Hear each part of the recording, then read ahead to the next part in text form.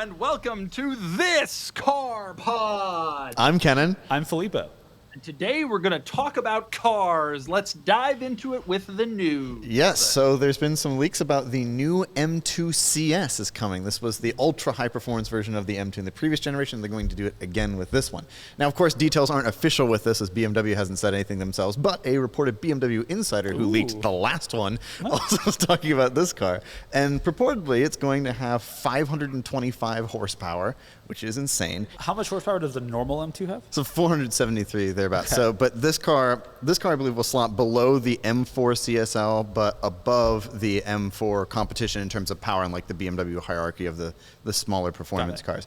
Regardless, some other things that they've said is that this car will not have a manual transmission option. It'll be automatic only, which, you know, big surprise. BMW is really does not want to put their manuals in cars.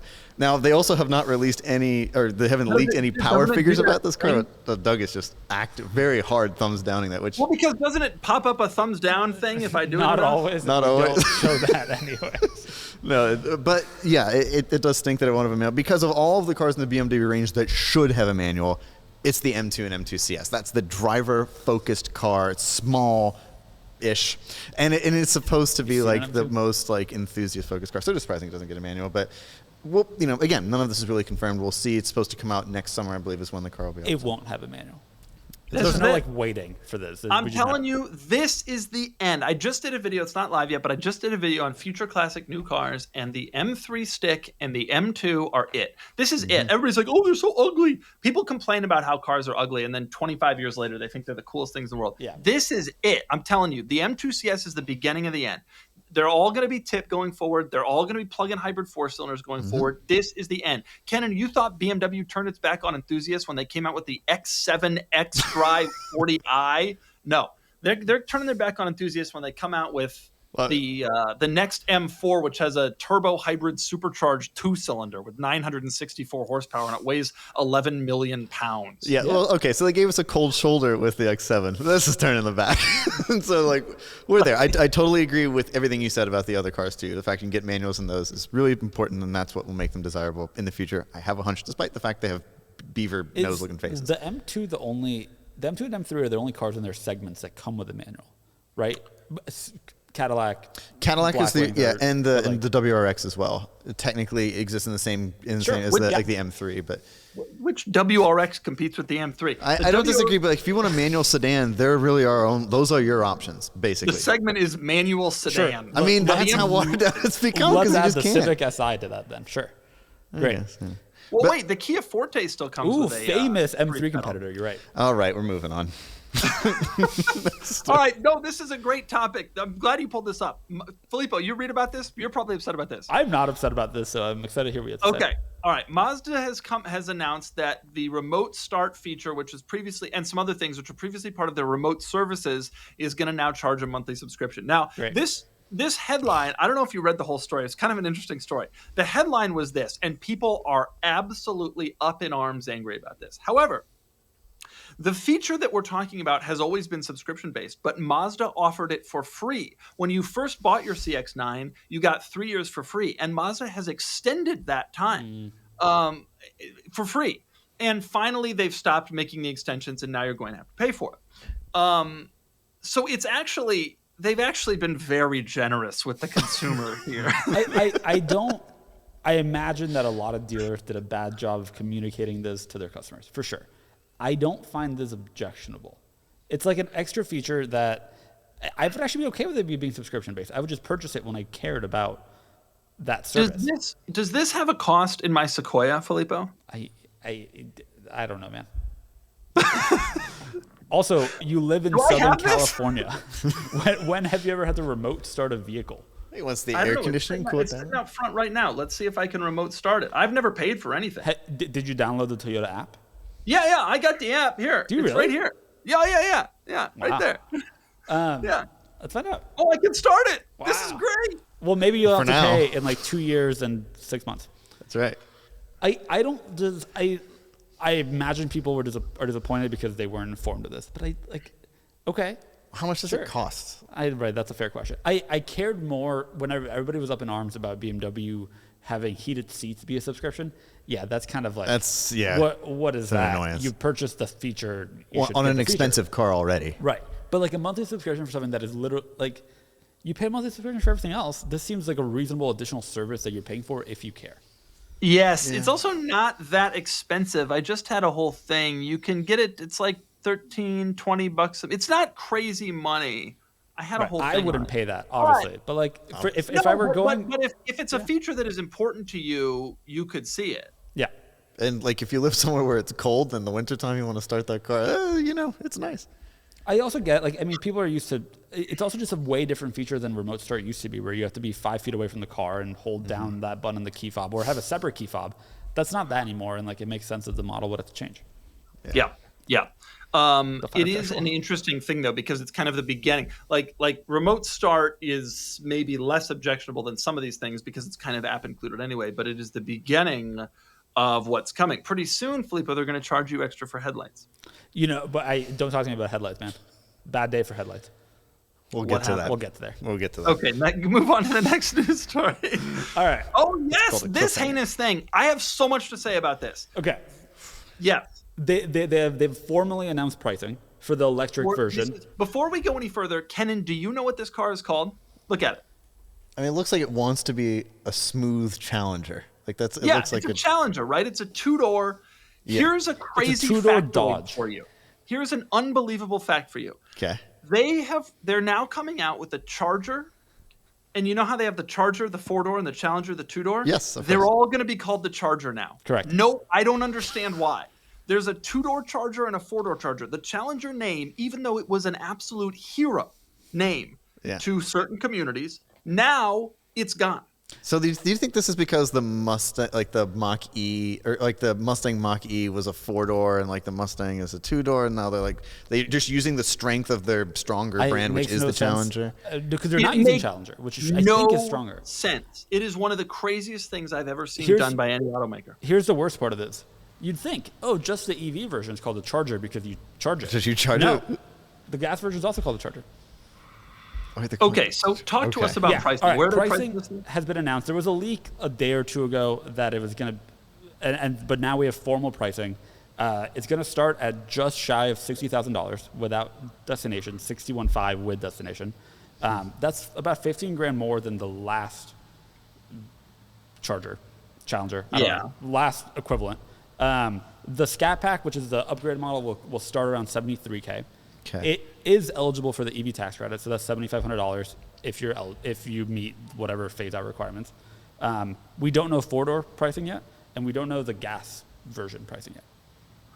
Yeah, well, the gas version isn't coming for a while. Apparently. For another year, it's not coming for another year, which is, I think, wild. $60,000 doesn't seem bad for the size of the car, and the EVs are just a little bit more expensive in this category. There are no other muscle car EVs. But I find the way they're doing this... Wait. Excuse me? There is a Ford Mustang electric.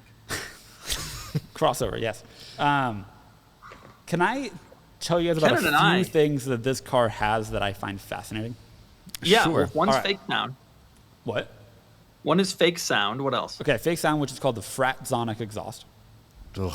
There is a package or something that is standard. The standard engine, battery, motor, I don't know. The standard thing is called direct connection stage 1. That is the base powertrain. Okay. It has 496 horsepower, 400 pound-feet of torque, 4.7 seconds, 0 to 60. Okay. The upgraded one that you can buy as an option, or maybe just with a Scat Pack, unclear still, it's called direct connection stage 2. You know what this reminds me of, Filippo? It reminds me of Jeep 4-wheel drive. Remember when I couldn't figure out all the different 4-wheel drive terminologies? What other company is naming their EVs direct connection stage 1 and direct connection stage 2? You're missing the point. It's a stage 1. That's what people in the tuner culture say. APR stage 1 tunes. Stage 2, man. That's what we say. Me and Kenan know when we go to Volkswagen meets, which we do incognito. We always talk about how our GTI is a stage 3. Am I right? That's right. I always put on my flat bill hat, grab my box mod, and head to one of those mates. Are you making fun of GTI people? You're over here spending $12,000 a second on your car, and you're making fun of GTI people? Their car costs $12,000. Can you go to the next photo? Yes. They also are the only EV that I can think of that advertises that they have a pistol grip shifter. in their EV. Every other EV has gone to, let's shift using the touchscreen. Let's have a single button. No. That is We're going to have a embarrassing. pistol grip shifter. Is it This embarrassing is going to be smart? This is going to be a weird meeting of electric and gas car people, and Dodge doesn't know how to handle it yet. I will say there's going to be a gas version of this car too, despite early updates that there wouldn't be. There's going to be a gas version of this car too.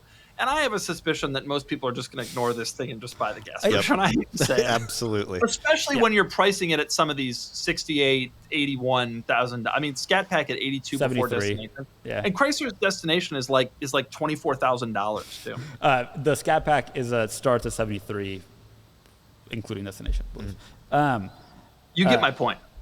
Just who are they going? Like, I don't know. It's cool. I think it's really interesting that they're doing this and that they're trying so hard to still be muscle car-y by naming it the Direct Connection Stage 2 powertrain. Right. And having an exhaust that sounds vaguely V8-esque. But that's not like who. That's not what people want. Who are they hoping will want that combination of things? They're hoping that they're going to convert people from V8 cars because it's fast still and it sounds good. And speaking, can we talk about the sound? Do we have the clip to play? If not, I'll act it out. It sounds like this. Please. We do have it. I don't know if Kenan has it up. I do not. I'm gonna send it's it. All right. You can't hear. Honestly, to be perfectly honest, I think they posted it on Instagram. And they were like, "Check this out," and it was like, that really didn't sound like much. Fratsonic exhaust. I'm really intrigued to see who buys it, whether they sell any. I mean, from like an EV perspective, it has good power. The Scat Pack's 3.3 seconds 0 to 60, which is more than a Rivian Urban S. But though at $70,000 to the kind of crowd that want, like, the electric car buyer and the muscle car buyer are not. Then again, maybe there are people that have a muscle car, want a muscle car, still want 300 miles of range, which this in theory has, but don't want it to look like an electric car. And do you and are willing to spend $75,000? Do you know any of these people? Do you, Kenan? I think they all live in Orange County. Nope. The muscle car people I know just want to do big fat burnouts. They can do that. Yeah, but they like the noise. The noise is such a huge part. Yeah, they're right, Filippo. They live in Orange County. It's like rich Republicans in states that are like it's Orange County. It is Orange County. Orange County. That's where all the Hummer EVs are. Every time I see a Hummer EV, it's up there. I think it's the same buyer. I want to be a Republican, but I also want to be a California. Yeah, Orange County generally. We'll include and adjacent. Yeah, okay. All right. We're off the rails. Like this car, they will sell 4 of these. Fortunately, they're going to come out with a gas version, and Kenan's going to buy it. Give us Inline 6 Hurricane. All right. Okay. Next story is also FCA related. I can't believe you put this this isn't a news story. Sure it is. The Ram 1500 Classic, which was the last generation Ram, maybe 2 generations ago now that they've had like a full facelift, is going out of production next year. Oh, no. It will have been in production for 15 years, but there is actual news here beyond it going out of production after 15 years. It's going to be the end of the Hemi V8 Ram. All right. Kenan, wait, go back. Kenan, can you do something for me? Can you pull up a picture of a 2003 Dodge Ram? I think we probably pull a few of these on the site. Filippo knows what I'm going to say. Of course. Go pull up a picture of an 03 Ram. We've sold a nice red one. If you want to pull it up, 2000. Yeah, okay, fine. All right. That's the Viper truck. Pull up that blue one. Yeah, that works too. Right. Can you tell the difference between that truck and the one that was purportedly just canceled? The real question is, can you tell the difference between the one that was just canceled and the one that came after it? That's the only on the one. inside. I will say they did a major interior upgrade. I just find it annoying that the domestic manufacturers have just decided that like their pickups look like this, and that's what they're going to look like. When I was a kid, when you redesigned a pickup, you redesigned a pickup. Do you remember in '97? No, you guys don't. But when I was a kid in '97, the F-150 was redesigned. Of course, and it was a wild thing. Of course, it went from being this square thing that like commercial truck people bought to this like crazy looking swoopy 90s thing that like divorced dads could buy. And it was great. And with the worst crash test rating imaginable. Famously. But here's the thing. In 1994... It killed a few people. Yeah. In 1994, Dodge came out with the second-gen Ram, and the styling of that truck changed everything in the pickup truck world. The 1995 Dodge Ram is the best-looking pickup truck of all time. Yep. I remember watching Bill Paxton drive it through a house. Correct. and thinking to myself, this is the single coolest thing. Right. And they've first image. They have stayed with that design language since. If I had that truck right now, I would run over Kenan and be like, "Yup, I did it." I mean, be a normal Thursday. I get run over a lot by digging his pickup truck. Too bad those all rusted out or had bad transmissions. But like when you nail it, when you really nail it, 30 years ago, you stick with it. Best looking Like truck Lamborghini, of all time. you develop a design and then you just kind of stay with it. Yep. Best looking truck of all time. Okay, give us. Speaking of in bizarre news stories, Kenan, this has been the most bizarre And news design story I've that ever hasn't had. changed. This is the most insane news story I've ever heard in my life. So this is a wild one. So recently, Bentley Motors filed a patent for a drone that can be deployed from the car to help you find it. Now, this is to help you find your car in the parking lot because, let's be honest, most Bentley customers are getting on in age and might forget where their car is. But also, allegedly for emergency services, if there's a problem with the car, you can deploy the drone. Well, there will be. Which, being a Bentley, it will break down at some point. And this is one of the patents that they filed, that part of the car will fly away and will be a drone. Now, I suspect that it won't look like a Continental GT from years ago and a drone that it looks way bigger than the car. I don't think it will be as wide as the grill in this depiction, but this idea Bentley wants to get into, which I think is one of the most, if true, will be one of the most bizarre features I think a car can have. Okay, so what we have here and depicted here, we have a UFO attacking a 2007 Continental GTC. Correct. I'll tell you, it's tough. This is bad news. It's really just aiming straight for the end of the bay. This is a crazy news story, but let me tell you, I have always theorized the following thing, and it's a brilliant theory, and I'm glad to see it coming to fruition. I have always theorized that when cars became electric, the automakers would have nothing to distinguish the cars from each other unless they started just coming out with crazy features. And so this is a good example. Like the difference in powertrain and driving experience is all going to start to be pretty minimal. Mm-hmm. And so automakers are going to have to start coming out with wild stuff. And I think you will see drones. You will see in-car basketball courts. You will see. I know you think it's nuts. You're not going to think it's nuts in 20 years, buddy. You're not going. How big is this car? You're over here like, oh, Doug's an idiot. We'll be playing. We'll be playing. We'll be playing some horse inside of. Long ago, Doug and I played ping pong in a Hummer. So maybe it's just a natural extension. And Monopoly. No, but I'm serious. Okay, here's my thinking. Okay, you like to work out, like, right? Like you like to wake up, like Filippo. You wake up and pump iron. I know it.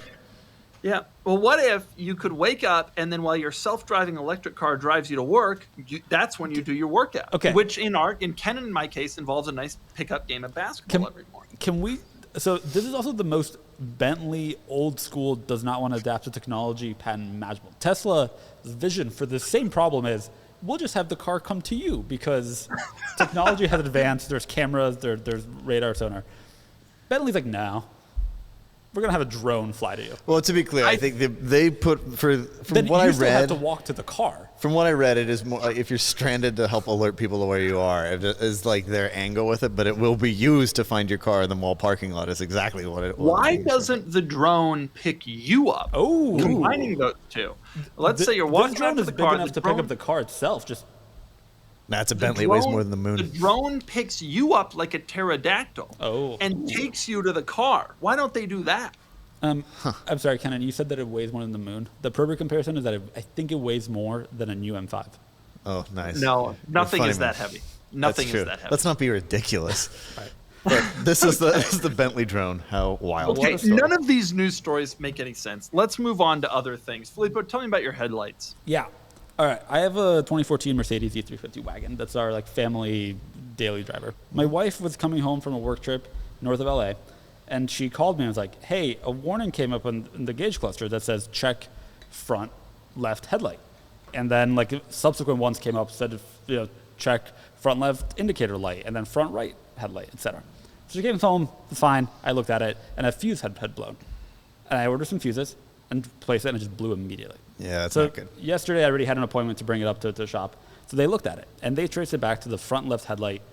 Something is wrong with it that's causing that circuit to just blow. We don't know what. So looking into that, I got to try to fix that.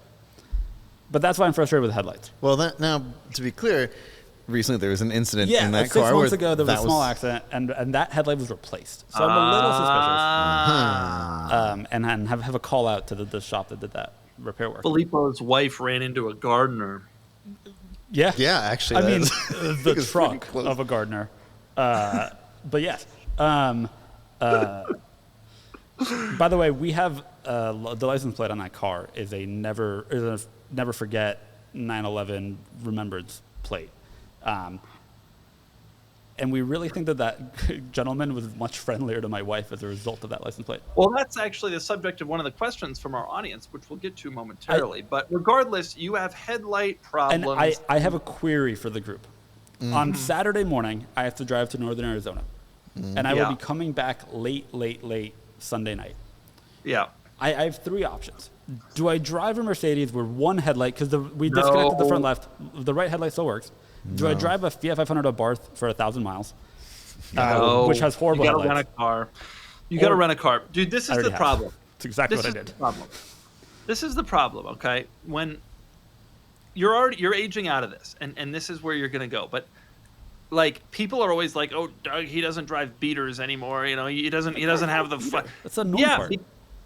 Because at some point you get to a point in your life where like you don't have time to deal with like this kind of crap, with like 14-year-old cars that are worth $6,000 and the problems that they encounter. Yesterday, I was talking to my wife about leasing.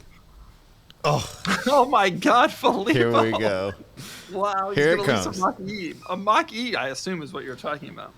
No, but there are some great lease deals right now. We'll talk about it on one of the upcoming podcast episodes. Okay. But I did book a Toyota Camry or similar, so that'll be exciting. No, it won't. Actually, that is literally the definition of unexciting. And I say that as the first person to have driven the new Toyota Camry. Yes, person number 34, I believe. But yeah, first person. The first person outside of Toyota, okay? Right. And it was memorable. Right. All right. One of the crown jewels in your automotive career. On that subject, I was the first person to drive the new Camry, and I remember when I would read magazine articles. Can I interrupt you for a second? You do have a review of the Camry. It hasn't come out yet. But I'm a little it. slow with it. I remember when I used to read magazine articles, and they would say, we drove this car long before it was released, and the public response was huge. And I was always kind of like, whoa, driving a car before it's released, wow, that must be so cool. And now that I've done this a bunch of times, I can assure you there is no public response. That was all lies. Those journalists in the 90s thought they were really cool driving like the new Pontiac Grand Am 9 weeks before it went on sale. Nobody cared, actually. But hey, when they were driving the restyled F-150, that was some real stuff, Well, no, because all trucks now look how they looked in 2004. Wow. I only want to do one more Talk Cars topic because we have a special market report segment coming on momentarily. Ken, we want to talk about Monterey. You're going to Monterey Car Week. Yes, very excited. Cannot wait. You're not going with him? I'm not, but a lot of our BD and sales and then other members of our team are going to be there. Mm-hmm. Well, you should go. Ken, what are you going to do? You spent $2,000 to go to the Quail. No, so I did not get tickets to go to the Quail, unfortunately. We were all basically everybody I know, including Doug. Although Doug didn't get them because he was lazy and forgot to apply for them. But no, I just applied. I put the wrong request in. Well, that's that. So I signed up for an email list instead. Yes. Yeah, like a complete. Like it just, oh my God, what an oaf. But yeah, so he's not going anyway. But yeah, no, I did not get tickets to the Quail this year. I did go last year. It was a lovely event. But I think they have realized that there is such a secondary market for tickets. They can charge a lot more for them, and they're going to do that. But Christian von Koenigsegg is going to be at the Quail. I saw him waiting for the bathroom. I saw last year. Saw Horacio Pagani. It's just cool to be around people. I got to talk to Gordon. You're not going to be hobnobbing with Christian von Koenigsegg? No, I don't. Filippo, you agree that if you were there, you and Christian would probably have a dinner. The only thing that I would do if I were there would be to find the Cars and Bids K-Car booth to get some photos taken. So the only events we have nailed down for sure, we're definitely doing Concorso Italiano. I've never done it, and I would very much like to. Obviously, can you define these events for our listeners or for Filippo that don't know? Well, that's one where, based on the name, that's a Concours. Italiano is a wonderful Italian car show. Is it all Fiat Pandas? Because I would go. Yeah, no, they have everything. It's mostly sports cars, but if you registered a Fiat Panda, they would take you and you could show up. Right. They have some weird stuff there. People bring like 600 Multiplas and old 500s and all that stuff. Yeah, very excited for that one. Have never done it before. We're going to a lot of the auction previews is one of the big parts of the weekend. A lot of major auction houses also are there. So we're going to go do a lot of that stuff. We're going to an event that Avant is holding as well, which I'm very excited about. And really, we're spending just a lot of time in Carmel. Like, we just want to be around Carmel and just like see that. I think that's one of the great joys is seeing stuff just driving around. Yes. Kenneth, you're going to the auction previews, but we, Cars and Bids, are an auction platform. I will be at some of the auctions as well, to be clar. And Kenan has the preview of all the auctions already. That's what you do when you're there. You know, Kennan's going to be recruited away by RM to help them auction Fiat Topolinos. By the way, speaking of RM, they got like Carrera GTs and stuff coming up, and got one behind me. We're good. Yep, seen it, been there. Are you aware, Kenan, that RM is selling a mint green F40? Yes, I am, which is horrible, absolutely horrific. I mean, it is our color. Admittedly, it's one of our colors. Maybe we should buy that, write that off as a company expense, slap some Cars and Bids. It's one of our colors, but I wouldn't paint. I mean, I wouldn't paint. There's a lot of things I wouldn't paint that color that works for us that doesn't work for them. It's like how, you know, Filippo can wear his giraffe shirt, but when you put it on an actual giraffe, it doesn't really fit. Yeah. Okay. I want to move on to our next. Do we have anything more to say about Car Week? Well, what would you recommend doing? So, like, you like to walk around, go to like the parking lots of a lot of these events because there's I don't go to any events. I just like to walk around the parking lots and see the cars. And what I really try to do, this is the real key. You try to see a Bugatti and you try to get a picture of it, not with any other special cars behind it. You know, like get a picture of it next to like an Outback and an Accord. Take a picture, and then in like a month, send the picture to people and be like, "Look what I saw," you know, because if you send it right away, they'll know you saw it at Car Week. But if you wait on it, people are like, "Whoa, you saw a Bugatti, damn!" You know? Nice, yeah. Wait to post on Visit on Facebook until later on. But yeah, right. Yes, exactly. No, those are what you do. I would also suggest going to the racetrack on Saturday to see the old cars race. Yes, I'm not a racing fan and I'm not an old car fan, but watching a 250 GTO drive in anger, and those people really do drive them in anger. Oh yeah, because they're incredibly rich and they don't care. That's very special. Shelby Daytona Coupes running. That's very cool. And I suggest going to the concours on Main Street or whatever in Carmel, and then watching the Tour d'Elegance, because that's on the Thursday. thing about one of the really, I don't really go to the Concours d'Elegance anymore, which is on Sunday because it's so hoity-toity and stuffy and all that. But on Thursday or something, they do the Tour d'Elegance on 17 Mile Drive, and all the cars drive. And if you want to win Pebble Beach, you want to accumulate as many points as possible for your car. And one of the things that adds points to you is if you go on the tour. And so almost every serious entrant goes on the tour. Cool. And so you can actually see some of the old cars moving, which in my opinion is almost even cooler than seeing it just sitting on the lawn next to people wearing cool hats. Can we give one piece of advice to people that are going 17 Mile Drive? I find one of the weirdest situations because you have to like go through like a toll booth to enter. Correct. You don't have to go through a toll booth during the Car Week. Oh, you don't? Okay. I went right before Car Week. The toll booth is still there, but you just lie to them. It's just so weird. Yeah, you just kind of wave. If you just keep moving, just wave. Hey man, nice to see you again. Yep, exactly. The last year that I went, I had a Subaru press car for some reason. I don't even remember why. And I would just tell the guy, I'm here with Subaru. He was like, all right, go ahead. And at the last day of the event, I discovered that Subaru did not have an official presence. They weren't even there. They have so many cars. Like the automotive community just descends on the peninsula. Like the whole world descends. So there's just so many people. So yeah, truly, like. But yeah, the Boxer Spires were easy. Even the E39 M5 just got let through without any issues. What about the Jeep Grand Wagoneer you're driving around in? We'll say we're a Jeep. Yeah. Let's tell them you're with Jeep. Okay, our next segment is the Market Report segment, and we have a special guest today in John Tamarian, who runs Curated, one of the finest automotive dealerships in the history of the world with crazy, incredible, amazing cars. And he's here to talk about some cars he's selling on Cars and Bids and the market in general. Let's do it.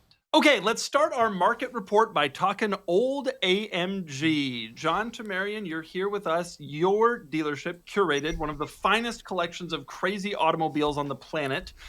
You've got this listed with us right now, this 500 SEC AMG 6.0. Please tell us about it. So I am personally in love with this car. just because we've for 10 years now we've been buying pre-merger AMGs. We've been very lucky enough to own 5 or 6 of the original Hammers. Nice. We've had now probably 10 SECs in different various variations, wide bodies, and all these different cars. What I love about this car is you never really find these old tuner cars with their original documents. And I think we've seen 1 or 2 other pre-merger AMGs with original AMG paperwork. Yeah. And we had the opportunity to buy this car from its original owner in Germany, and it came with everything. So he didn't just send it to AMG Germany once; he actually sent it twice. And it's really cool because if you read through the paperwork, they even dyno tested the engine, which I didn't know was a thing at the time with AMG. And so I just fell in love with sort of the pedigree, Yeah. and these old tuner cars. I think in my history, in my career, I've seen one other Koenig Testarossa that had a book of paperwork. Because let's face it, these cars went to celebrities, drug dealers. Right. They didn't go to the guy keeping all of his records. Right. In order. And so to see a car that's a real 6-liter, documented 6-liter, I know there's some questions in the auction about that, but it's documented. We've checked it. And also what's cool is, so the Hammer cars have the 32 valve engine. So the big heads, they're called 4-cam cars. And they're the higher horsepower. They're the more famous. They historically bring $600,000, $700,000, $800,000 sometimes.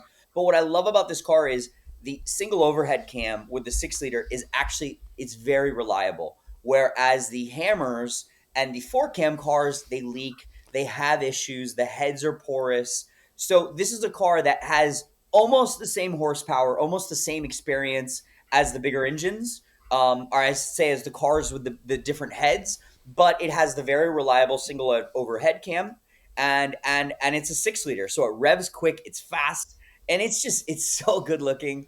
Yeah. Honestly, I'm in love. I've driven this car a lot, and I never drive inventory, but it's just so good and it's so cool. It's so cool. The 500 SCC, the big body 126 convertibles all looked pretty cool, but when you take the AMG stuff and you put that on it, it looks like the boss car that you really wanted it to be back then. Yeah, exactly. It's someone you don't want to cut off in traffic in that era. It's just a bad guy drives that car. Imagine that, though. Seriously, in Germany in the 80s, I mean, there were all these trashy little hatchbacks driving around, and then some dude had this. Yep. So this was a one-owner car, John? Yes. And you bought it from the original owner? We bought it from the original owner. He had done some restoration work to the car, so he redid all the wood. He repainted the car. I mean, the car presents so nicely. It does not present even which 51,000 kilometers is low, but it actually presents way better than that. And it runs beautiful. I mean, that's what's cool about it as well. Yeah, it looks nice inside. The wood, I'm not surprised to hear, has been redone. All these 124s and 126s, the wood would crack. You'd get these long cracks going along it. It gets cloudy as well. They're known for that. So yeah, he actually did a very nice job of maintaining the car over the years, and it's honestly, I think someone's gonna have a blast with this car. It looks the part. Yeah, it totally looks smart. So tell us, this market, the pre-merger AMG market, has kind of, as AMG has grown and become a bigger and bigger and bigger brand and entity, and kind of like so many other things, turned away from sort of the very early humble beginnings. The humble beginnings have become a lot more interesting and desirable to enthusiasts and collectors. Tell us about what that market is like. Well, they are. I mean, when you think about it, when we first started, it will be hitting our 10th year this year. Nice. I'll never forget. One of my favorite magazine articles of all time was Road and Track. It's the cover. I think it's December 1987, and it's 288 GTO, Roof Yellowbird, AMG Hammer, Countach Downdraft. It's all these great cars, and it's even Isdera is in the bunch. and you see this cover, and I read it as a kid. Now you fast forward, and you think it's those covers. And it was the Roof Yellowbird and the AMG Hammer that actually broke records at the time. Yep. It was those cars, those moments that changed the world. To think of the tuning industry, especially for European exotics, started at that moment. And then at that moment when you talk about 29 Hammers in the world, you talk about maybe 50 of these SECs with a 6-liter in the world. Right. And today, that same brand is selling thousands of cars Right. this year. Right. So you think of this really special moment. And at the time when we first started, I mean, there were AMG Hammers and SECs like this for 20, 30 grand. When roof Yellowbirds were trading a lot more. They were 500,000, 600,000 at the time. So we bought our first AMG Hammer. I'll never forget. A young guy, Stephen Duncan Peters, who now works with us, taught me all of the little nuances. We call him AM Genius, and he taught me all the nuances. And it's funny because I grew up. My father's repair shop was down the street from Hartmut File at Rentec.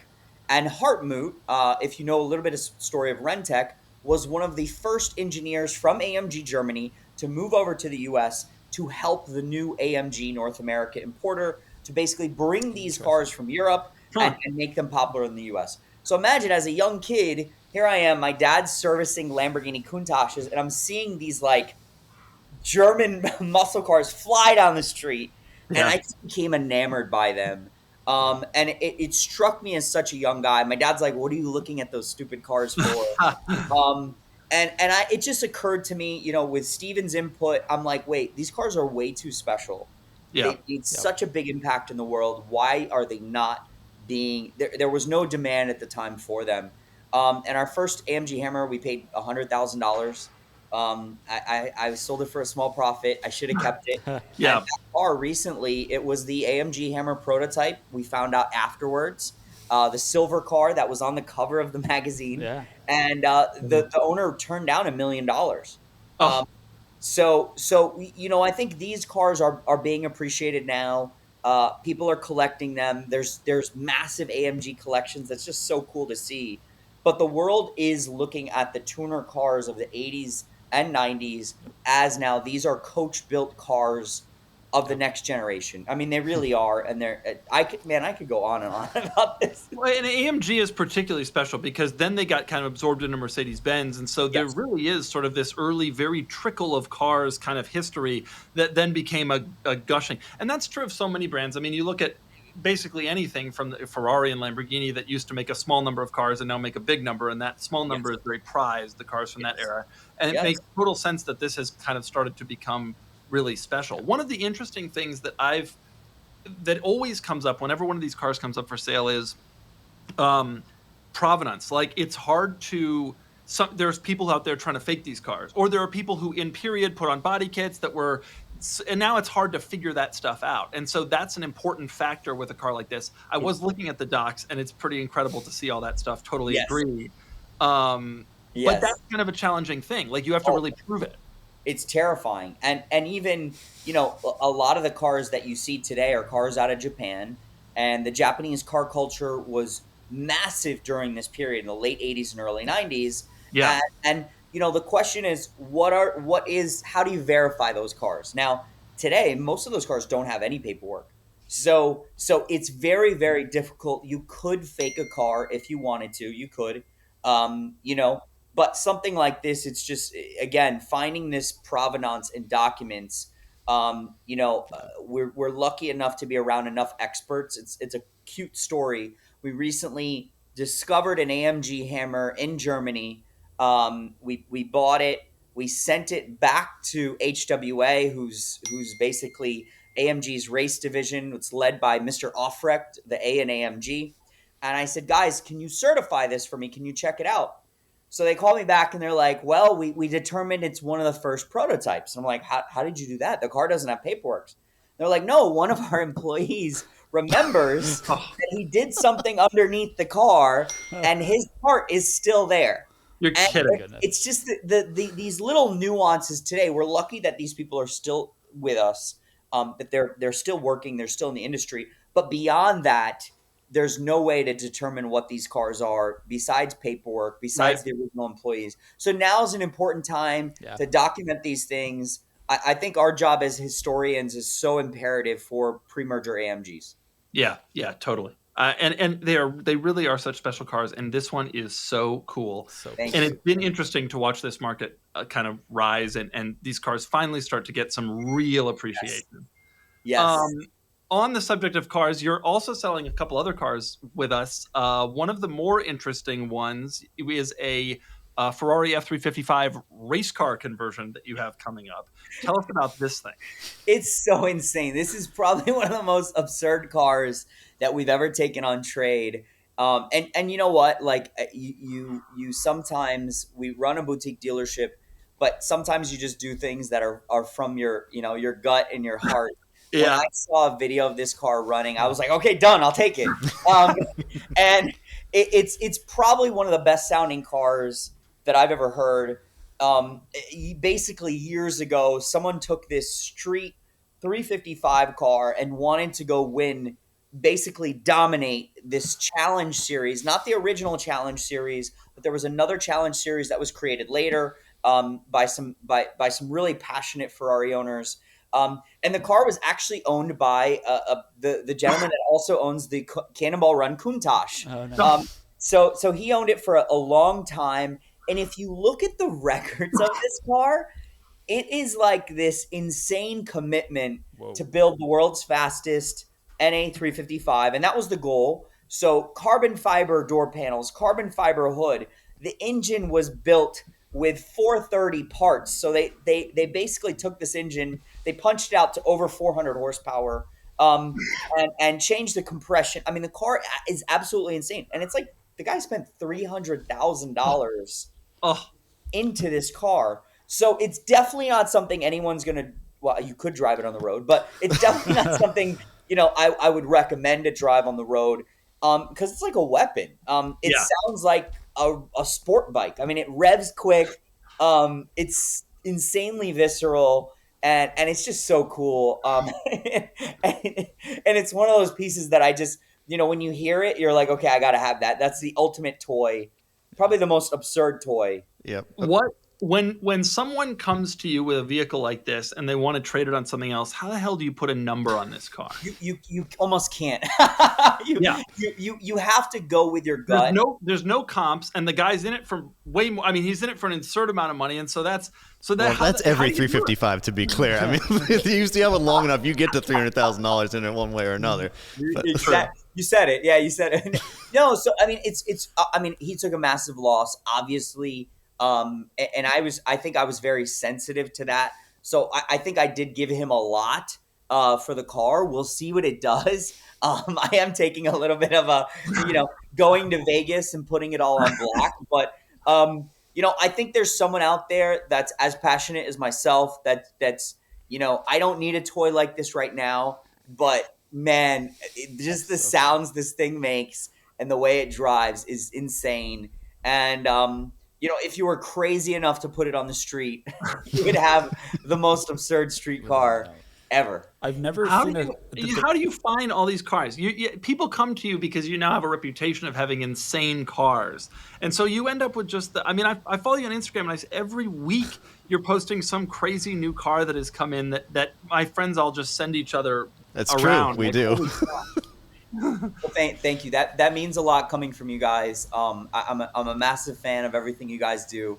I'm just a car nerd at the end of the day, and I just sort of let my heart determine what comes to us. When we first started, no one knew who we were. We had a very small floor plan, and at that time it was purely chasing. I had to dig and dig and dig, and I was dedicated to just finding really special pieces. That DNA has never changed. I only buy what I love. I only buy what I would own. I'm not a rich guy. I do have a few cars myself. But at the end of the day, at any given point, we have 30, 40 cars in inventory. Whatever I've paid for, I'm in love with. Yes. And that's how I think that's the reason we've been successful. I've manifested cars by saying, I got to find this. No one's seen it in 20 years. Where is it? And going on a wild goose chase. And through that process, I think the automotive community, I'm very blessed to say that I think we've been supported enough where now people call us and say, hey, I've got this unicorn. Right. And are you guys interested? Yeah. So today we have a lot of great things that are coming to us, but I have a wish list of about 150 cars, in the world. Most haven't been seen in 10, 20, 30, 40 years. Yeah, and when you say you have a wish list, you don't mean like Lamborghini Miura. You're talking about you have VINs. You have specific. Yeah. Yes. And that's how we started the business. I put a list together of pieces that I thought were important and unloved. And I think it's a big part of our DNA of like, we're a big supporter of the underdog. And one of the reasons why I love you, Doug, is you've done such a great thing in talking about Countaches and believing in the Countach. And listen, Countaches do not make sense to me. The price they are today, the price they were 5 years ago. I mean, this is one of the most important cars to ever grace this planet. And I just think the way they've impacted people in society, I mean, whatever you believe or whatnot, I mean, it embodies the American spirit, the American, dream maker, entrepreneurs. I mean, I can't tell you how many clients I've met that come to me and say, the reason I went and became a doctor or the reason I went to college was because I had a Countach on my wall and somebody told me I couldn't buy it. And, I think that the spirit around that car, the magic that was happening at Lamborghini at the time inspired me years ago to say, okay, I need to like save these cars and we need to get behind special pieces. And that's what I try to do every day when I wake up is say, what's unloved? What's the future? Where is the future of collecting going? Yeah. And how can I help? That's it. Well, it's so cool that you've done that. Like you were looking at that magazine cover and you ended up having the AMG Hammer that was on it. I mean, that's full circle. Right. So I wish I knew that it was that exact car at the time. So cool. but now, but yes, it is full circle. Let's talk market, because that's kind of just in general, even beyond the cars that you've got listed with us. What do you think? I mean, there's been talk now it's gone on for several years. Oh, the economy's slowing. This is the end. The recession is coming. The craziness in the car market that we all saw in 2021, 22 has certainly cooled off. But what do you think's coming? I mean, for all these cars, where do you think we're going in the next 5 years? What's going to happen to the value of my Carrera GT? There it is. The real question. Here's my opinion. I might sound crazy for a second. And I'm not, I'm, this is coming from the heart. So it's not and I'm not a financial analyst. I don't have a crystal ball. But I see a future of this world like we've never seen before. And the reason I say that is when I was a kid, my dad was servicing an F50 and we went to a test drive. We were at a gas station. We actually picked me up from school that same week. And no one knew what this car was. There wasn't a soul. It was a red car. It was very loud. And today, the same effect at a car show, at anywhere you go, there are young people from 16 to 40 years old that can tell you, oh, that's one of 349. Oh, I'll never forget about 4 years ago, we owned a green LP640 manual. The only coupe that was made for the U.S. It was actually Ed Bolian's car. And we had bought it, not from Ed. We had bought it from the gentleman that he sold it to. And think about this for a second. We had a 12-year-old or 13-year-old walk in our showroom and say, oh, that's one of 32 manual LP640s. That's Ed Bolian's car. And I'm like, what? Yeah. Right. There is Instagram has given us, all these things have given us the ability to really learn about all these cars more than in the past. And education is everything. Knowledge is everything. Yep. And I think we have a younger generation today that looks at these cars, go back 20 years, the way we looked at assets and wealth was totally different than today. And I don't care where you're at in your life, whether it's a family office that's calling me for an investment advice. Really? Yes, and it's happening today. I never had that 10 years ago. Huh. I think you have a massive group of younger individuals that are interested in owning these cars out of passion, but they also love the idea that this is a good asset. You can touch it, you can feel it. Hopefully it's not going to go to zero. And I think people are confident today that they can drive and enjoy a car If it goes up in value, great. If it doesn't, they still got the experience, and it's a secure asset. And I hate to even use that term because I never really looked at them, in that sense. But it is an accepted alternative asset today because of platforms like yours. You see the liquidity, whether the market's going up or down, it's accepted. And you have one factor that most alternative assets do not have, which is passion.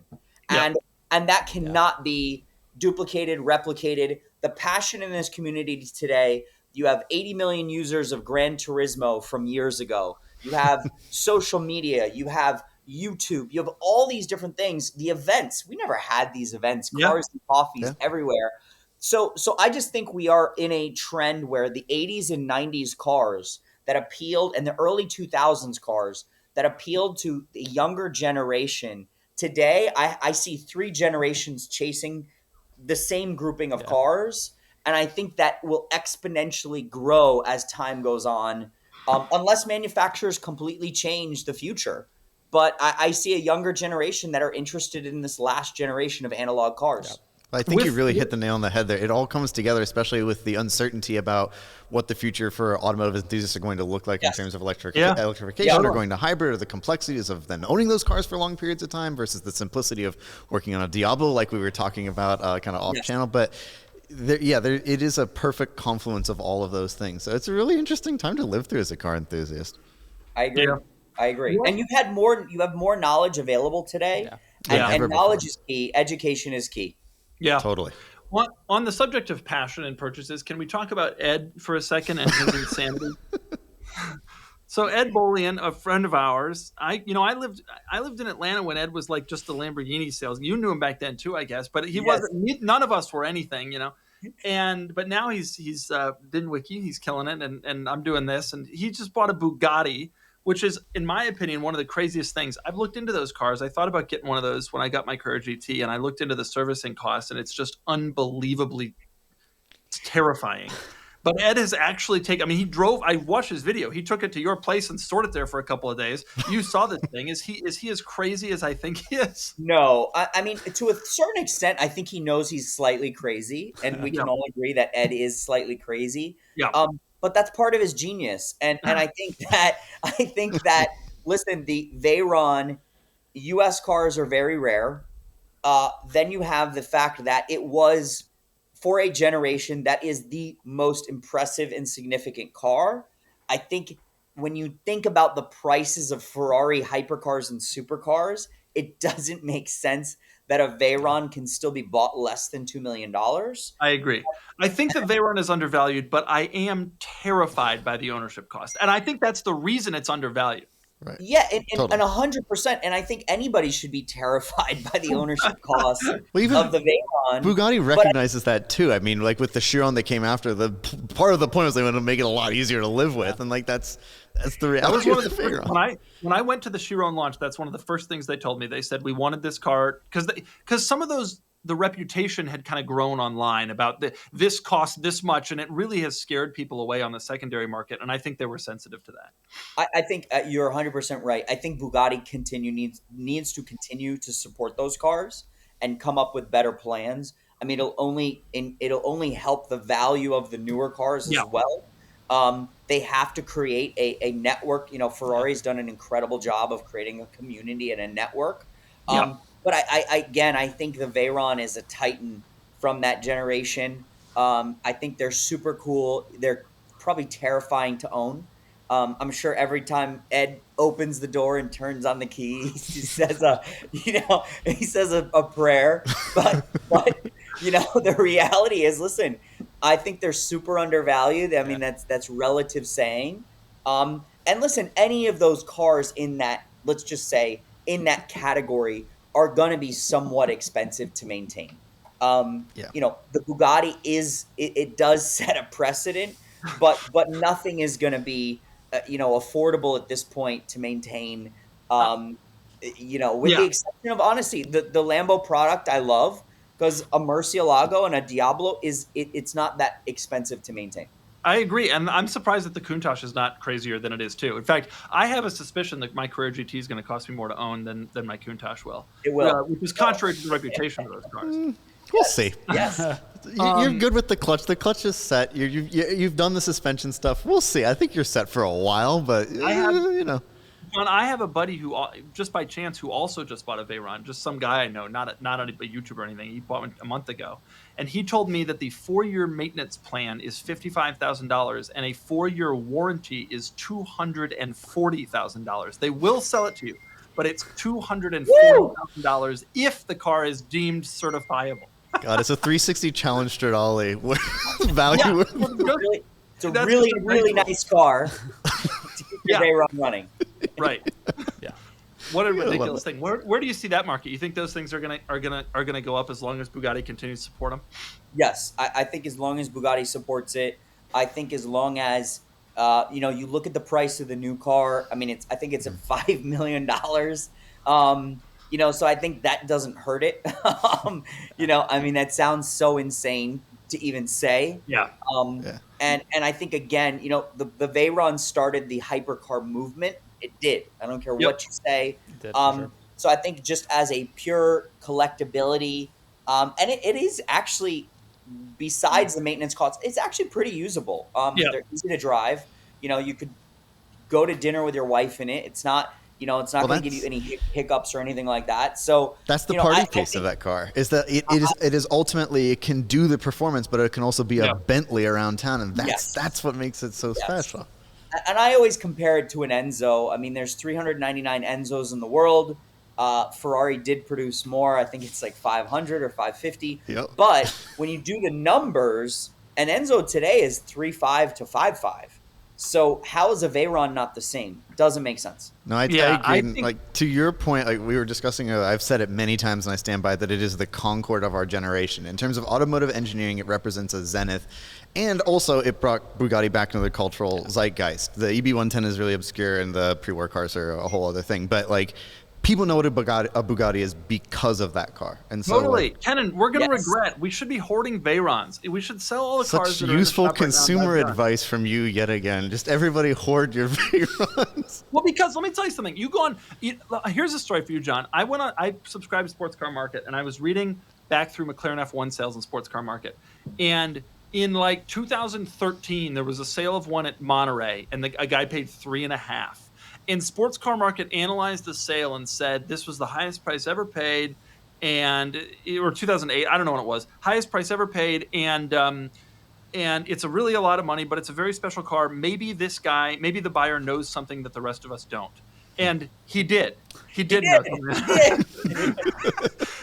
And now I'm sitting here like, am I going to have the same regrets about not just hoarding Veyrons? Because how do you know? I mean, why is Veyron not like the McLaren F1? It didn't win Le Mans, but it is the fastest car in the world. It did start the hypercar thing. It was the coolest thing for an entire generation of people, much like the McLaren F1. Does it become a $20 million car someday? I could see that happening. Listen, if there's any car that it's possible, it's definitely a special variant of the Veyron. I completely agree. I think it's you guys nailed it. Concorde of a generation. It is. I mean, it's completely. It was a game changer. Really was. And just like the Concorde, ludicrously expensive to take care of. Out of commission. Out of commission. Right. That's right. All right. Well, John, I really appreciate you coming on our podcast, and I appreciate you talking car market with us and selling some very cool cars on Cars and Bids. Cool. Thank you so much for being here. Love you guys. Thank you so much. It's an honor to be here. I'm a massive fan of everything you do, and thank you. And the entire car community thanks you guys. Oh, thanks, you. It's very sweet. And you, and all your crazy inventory, and reminding us that some of these crazy cars still exist. Thanks, guys. Thanks, John. Bye, John. Have a good one. Bye, guys.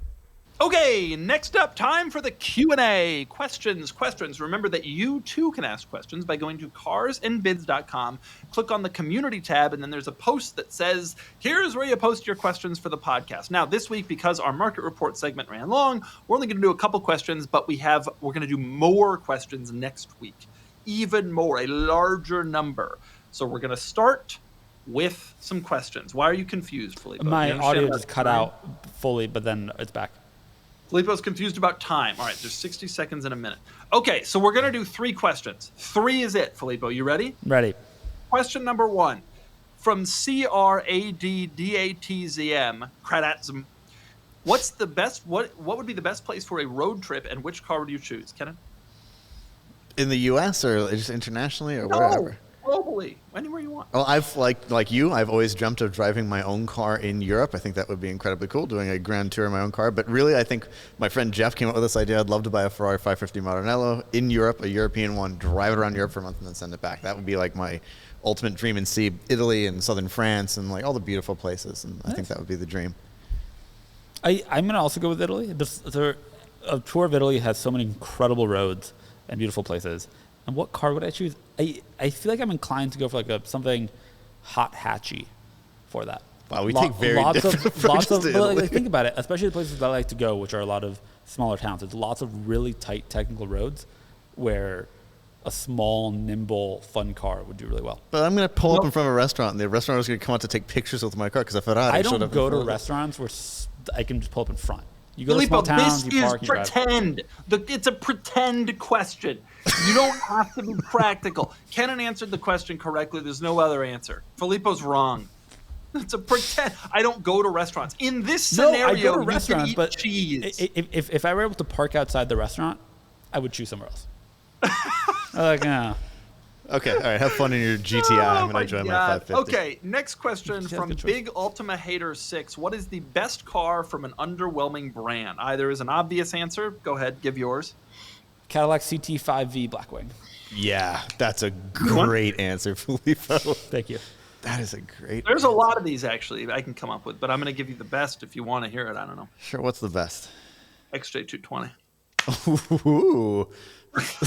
That is pretty exciting. Yep. Hard to argue with that. Oh, no, not nearly on the same level, but bubbling. A Buick Grand National. That was a car that was like stood out Grand so much. Grand National's a good one. NSX, to be honest. Yeah, great choice. Good one. Hey, don't call the Acura MDX underwhelming. The Acura MDX is so deeply and raucously underwhelming that I have already forgotten what car we're talking about. If it were hybrid and it had a great lease deal, I would lease it. Hey, dude, there's an MDX Type S. There is. You can even get it in Tiger Eye. Wow. That's a color, Kenan. Thank you. I figured that out. It's like a goldish, orangish Yeah, it's actually a good color. Yeah, it's the kind of thing Filippo would like. What other GMC Typhoon? That's another good one. I'm trying to look for underwhelming brands. Yeah. Oh, Kenan, here's a good one that Filippo's never even heard of. Nissan R390 GT1. Great choice. Thanks. Actually, R34 Skyline is a pretty good one. Yeah, that was true. I don't know why this pops in my head. Renault Turbo 5. That was probably a good one. Renault is not an underwhelming brand. Remember the Fluence? Right. But the mid-engine By the rally way, brand. Kenan, Filippo screwed me over on the European Car Challenge. He told me the Fluence was all electric, and he said, "What engine's in it?" And I was like, "I don't know, a front-wheel drive 4-cylinder." And he was like, "No, it's electric." And guess who was actually correct? It wasn't the guy given the questions. It was the guy answering them. No, now I'm looking this up. The Fluence, I swear, was all electric in Europe. There was an electric version, but like most of them were front-wheel drive heinous 4-cylinders, like every car in Europe. I apologize. Okay, Publicly. last question, and this one is from Noodle the Dog. Ooh. What do you think is the worst value car on sale today? Not the worst car on sale, but the car that makes you go, how does this thing cost this much money? Worst The value Infiniti QX80. Actually, Infiniti. That's a great one. It's not correct. Kenan? It's not the best example, but our friend Kevin had an i4 recently, an i4 eDrive 30i. What's the middle one? Yeah, nobody knows. And that was a $65,000 car. And I tell you, it felt like the best $30,000. Well, like nice $30,000 car, but 65. I like the F1. The F4 is great. And I think you need to change your perception of what cars cost because 30 grand ain't buying you. Were you going to go for the BMW XM? XM, the BMW XM is the worst value on sale today. The XM. BMW XM, given its performance and quality and styling, should cost $64,000, and instead it costs like $194,000. Ain't cheap. It's 3x overpriced. Yeah, That car is utter trash. Yeah, I haven't seen one in a while, which is a blessing. Do you remember though some of the specs like red with gold? Oh, Of course. Like it's yeah, a the good red is the Dodge. worst by far. Gold is bad, but the red is egregious. That's really Hane car. aggressively bad. Absolutely Hane. Yeah. Deep But Hane. isn't that the correct answer? Yeah, XM. I stand by mine.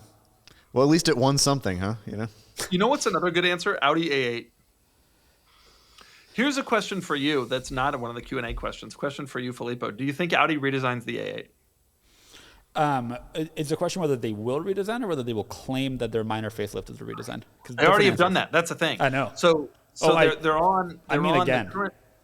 Right. So the question is, like, at this point, they're not going to get away with it again. Do they just cancel it outright because no one's buying it? Here's the thing. They will get away with it again because they just re-facelifted the Q7 and call it the new Q7. It's been around for 10 years. It came out in 2016. Memory serves. Hey, man, if it ain't broke, don't fix it. Look at the Challenger. That thing was on sale for 25 years, and Kenan still's trying to buy one with his military. I don't think there's a next generation A8. Okay, so then the question is... Actually, no, I'm going to take that back. EVs change everything in, like, manufacturer economics. It's so much cheaper to develop a different car on the same, like, skateboard. Yep. Maybe. That's a good point. How many do they sell in China? What's that? How many do they sell in China?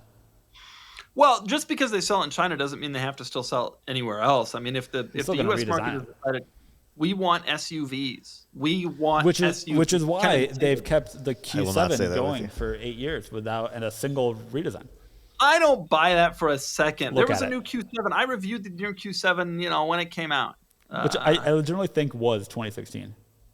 Is that true? The second generation Q7, 2016. Yikes on a stick. Damn. But they're still selling them, dude. They're still selling them. Yeah, and they just refreshed it or redesigned it or whatever they're claiming. I'm going to pull up Q7 sales figures. Let's see how they're doing. I think they're probably still doing pretty well. Our producer is, I think, thrilled by this type of conversation. No, they're not doing all that well. They need to sell more. You know what happened? They came out with that Q8, and that Q8 was really desirable. The Q8 came out like 6 years ago, too, and they haven't redesigned it. And the Q5 came out 13 years ago or something like that, and they haven't redesigned it. The Q5 came out for like 09, and I swear it's the same car. It's not, but it really feels like it. Okay, we're on Audi crossovers. Eventually, Emily will own a Q5 because I think... No, she will own no Audis. She'll own a Q5. She either will have owned a Q5 or will currently own a Q5 when you meet her. So you'll have to be around it. That's exactly right. Or a Tiguan, it's one of the two. The Tiguan is what people who later buy a Q5 have before they get married. There is a stunning amount of truth to that sentence. That or a Jeep Renegade. Yeah, that's true. Okay, we're over time. Kenan is over us. It's time to end the best podcast we've ever done. Goodbye, everyone. Goodbye.